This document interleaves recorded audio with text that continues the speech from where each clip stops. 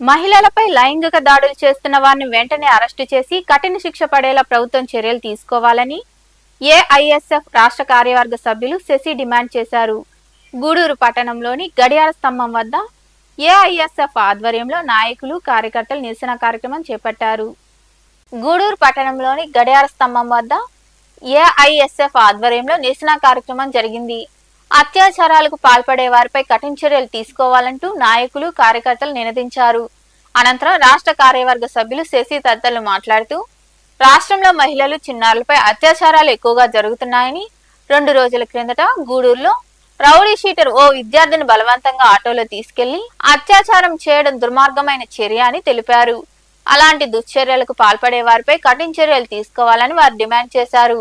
అఘాయిత్యాలకు పాల్పడే వారికి కఠిన శిక్షలు పడేలా ప్రభుత్వం చర్యలు తీసుకోవాలని వివరించారు. మహిళలపై మహిళా విద్యార్థులపై జరుగుతున్న దాడులను ఖండిస్తూ, అదేవిధంగా గూడూరు పట్టణ ప్రాంతంలో కూడా నిన్న మొన్నటి ఖండిస్తూ నిరసనగా ఈరోజు ఏఐఎస్ఎఫ్ ఆధ్వర్యంలో గూడూరు టార్కాక్ సెంటర్ వద్ద ధర్నా జరుగుతోంది. ఈరోజు గూడూరు పట్టణంలో నిన్న కాకమున్న ఒక మహిళా విద్యార్థిని బెదిరించి ఆటో ఎక్కించుకొని గాంధీనగర్ శివారు ప్రాంతంలో ఒక రౌడీ షీటర్ వినయ్ అనేటువంటి వ్యక్తి, అశోక్ నగర్ సంబంధించినటువంటి వినయ్ అనే వ్యక్తి అతి దారుణంగా అమ్మాయి మీద కత్తితో చూపించి దాడి చేసిన ఘటన ఈరోజు మనం చూస్తున్నాం. ఆ అమ్మాయిని కత్తిని చూపించి బెదిరించి రేప్ చేసిన పరిస్థితి ఈరోజు మన గూడూరు పట్టణంలో చూస్తాం.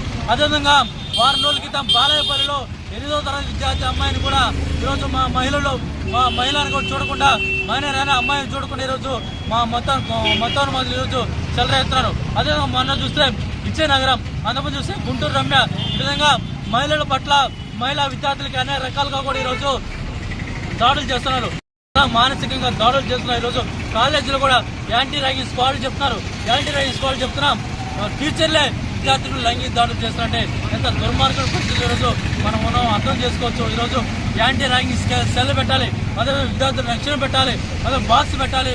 వాటిలో ఏమైనా సమస్యలు ఉంటే కూడా ఆ సమస్యలు కూడా ఆ బాక్స్ లో డ్రాప్ చేయాలని చెప్పి కూడా మేము తెలియజేస్తున్నాం. అదేవిధంగా ఈరోజు పట్టణాలలో ఒక ప్రతి మహిళ కూడా స్కూల్ పోవడానికి, కాలేజీలో పోవడానికి ఇబ్బంది పడుతున్నారు. మొన్న కూడా మన ఊరిలో జరిగింది.